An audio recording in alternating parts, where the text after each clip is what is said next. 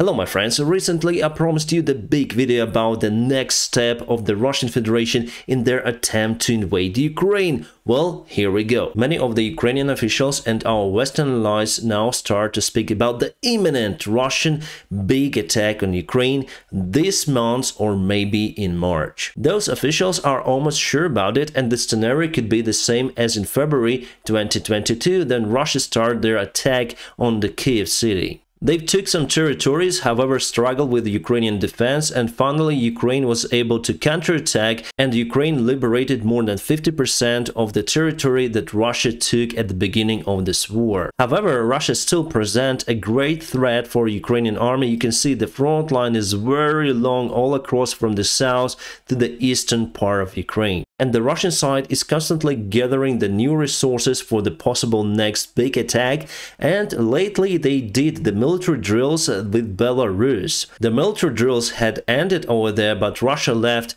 many of the airplanes and their forces in this region. Speaking about the direction of the possible next Russian attack, we have pretty much a long border between Belarus and Russia, unfortunately, and here it goes all across the front lines nowadays because this territory is controlled by the Russian occupiers. And before, they didn't hesitate to attack Kiev from the Belarusian territory as well as Chernihiv over here. So the main question is, can they try it once again, or they will continue to push as they push right now on the eastern side of Ukraine, but just with more forces? Well, to answer this question, first we need to understand the Russian resources. The information about the 500,000 Russian soldiers, it's quite significant, especially than the Minister of Defense says about it. But let's just calculate. So according to the experts, now Russia uses around 100,000 soldiers on the front line. So 100. As Russia says, they were able to mobilize 300,000, and that goes with 400,000. But according to the international experts, Russia lost around 150,000 soldiers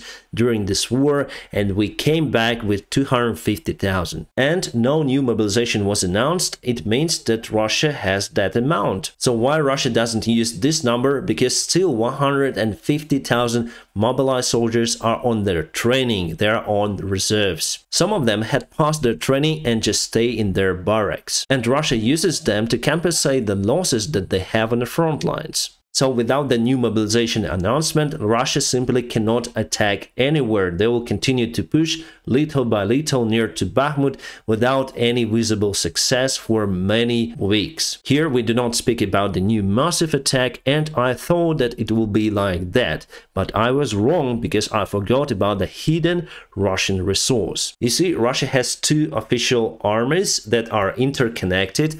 The one is the contract army, where you sign the contract and go and fight, and the other one is compulsory. And then Russian men turn 18 years old, they should go and serve for Russia in the army. Well, actually they have the gap between 18 years old till 27, but this year Russia extended till 30 years old, where you should go and fight for the Russian army, compulsory. And every spring and every autumn they mostly take the young Russian men to the Russian army for just 1 year. Officially, they shouldn't fight in these big conflicts and they're just for training, but Russia always sent those young soldiers to die in the wars, like it was in Afghanistan and Chechnya, and like it is in Ukraine. Yes, so far they haven't sent them massively, but we do expect it to happen. So the spring last year, Russia got around 180,000 young soldiers to their army, who are mostly 18 years old. And the last autumn they had like 80,000 soldiers, because mostly people go and study, and there are some rules that Russian army cannot take the men from the universities or institutes. That's why they hire much less. Yeah, the quality is not that great compared to the contract army, but still they can carry AKs and fight. Plus, more or less, they have some supplies. It's not like the urgent mobilization. The Russian budget was planned to supply the newcomers. It's ordinary for them. So altogether, it's around 510,000 soldiers that Russia may take without officially announcing the new mobilization. That is obviously the big number, but I don't think that the Russian army will be successful even in that case. You see, they already keep around 100,000 soldiers in this area, barely able to take some sort of the ground near to the Bakhmut. The last time Russia used around 200,000 soldiers to attack all of the Ukrainian territory. And they cannot really use those 100,000 soldiers for the massive attack because they mostly tired of this war, they are exhausted and bogged down on the eastern side of Ukraine. They would be used partially if Russia decides to attack again,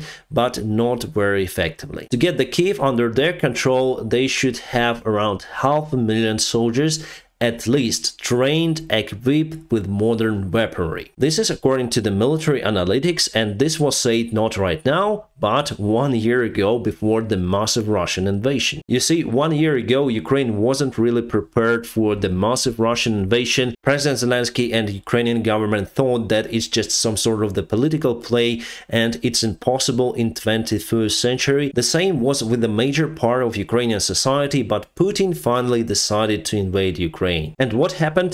The best Russian army was forced to retreat from the Kiev region. And it will never be the same. The last year we saw the best that Russia could do. Even if they send all the forces that they have mobilized, newcomers, young men who are basically kids, they still cannot win. Because now Ukraine is prepared, we're able to build the huge defense lines on the border with Belarus. Also, we got the new military help from the allies. Remember the fight for Kiev, my friends. We got just javelins and NLAWs, nothing more. Now we have HIMARS, artillery, bombs, mines, rockets, and soon we're gonna have tanks and even airplanes. Ukrainian army trophied more than 500 Russian tanks. So actually during this war, Ukrainian military resource rose and Russian military resource shrinked. According to the international Oryx resource, Russia lost at least 9,000 armored vehicles, including tanks, for less than 1 year, and this information is factual because it's based on actual photos and videos available on the media resources and filmed during this war. So from the logic perspective, it's totally useless to go on Kiev with untrained army and with the lack of the equipment. So again, from the logical perspective, many of the military experts say that Russia may throw more forces to Donbass to try to take the Donetsk region till March or April. Because in April we'll have all the tanks needed to counterattack on the south and try to get our way to Crimea. So Russia should use this window to attack Ukraine again. They may also attack using different directions from the north, for example, but that attack vector will not be the major one. It's just to deflect the attention of the Ukrainian army. And if somehow Russia takes the Donetsk region, they may say, okay, we reached the objective of this war and we're finishing it. But in any case, Ukraine will continue to fight for its land, and we don't care what Russia is saying. Why Crimea is important, I think even more important than Donbass, because first of all, Russia has many of the military bases in that place and they use it as the main supply hub for their army. Also, if Russia loses Crimea, it would be the big hit for the Russian regime. In case of the successful counterattack of Ukrainian army to Crimea, we expect the major change in this war. I personally think that it will be over with the current Russian state as we know it. So how can we predict the next Russian big attack? Well, they need some sort of the big provocation. There were provocations before last year. There was some sort of the so-called attack of Ukrainian forces on Donbass, but it was the Russian forces who fired the rockets to the kindergarten and they blown up a couple of the cars out there. So if you would see those mysterious events happen near to the Russian border or in Russia itself and Russia claims Ukraine responsible, think about it. It could be the beginning of something really big. Not as big as last year, but still Russia may try to do it. And again, I spoke to you from the logical perspective, but it was totally irrational even to start this war, so I'm not sure whether Putin decides to go on Kiev or to go here, there. He may choose wherever he wants, because he lives in his own propaganda and parallel reality. Again, let's go to the ground news. Here we have the big article about the Leopard 1 tanks.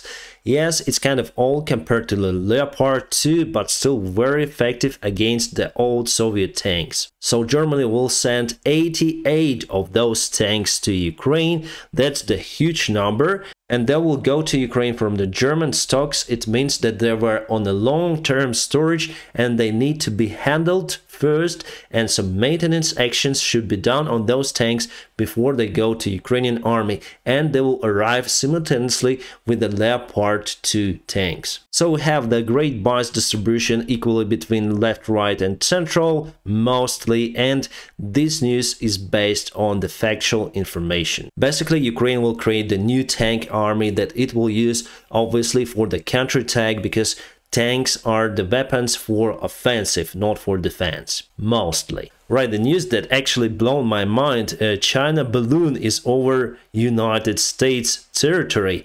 Those balloons could fly very high above the ground, so they're not interference for the commercial operations. As you can see, we have the big sphere with some sort of the antenna mounted on the rope. The tricky thing that it was flying on the northern state of Montana, and this state is famous about the nuclear weapons that United States Army accumulated there for the possible attack on the former USSR. And this sphere also came across the North Pole through Canada to United States. And here you can see that China says that suspected spy balloon spotted over the United States is for research accidentally straight. So they say it's some sort of the weather balloon that was taken by the wind jet stream and just flown away from the China territory to United States. According to many of those articles, President of the United States decided to shut down balloon at first, but later on, after negotiations with Pentagon officials, they decided to just left it for good, because it flies on a very high altitude and doesn't present the threat for the people, but if you shut it down, it may fall and kill someone. And US Secretary of State Antony Blinken even postponed his visit to China. And this map here basically shows the jet streams. So from China over here, the balloon went to the United States probably. So maybe it is right. So this jet stream took over and the balloon flown all across the Pacific Ocean, then to Canada, and went to Montana State, which is somewhere here. So partially it is true, but we don't know the nature of that balloon, whether it's the weather balloon or the spy one. And maybe Chinese just used this jet stream weather phenomena to deliver their spy balloon. But the standard weather balloons are also very similar to the one that many people were able to spot in Montana skies. My friends, now press the like to this video. I wish you all a peaceful sky wherever you are, and have a great time.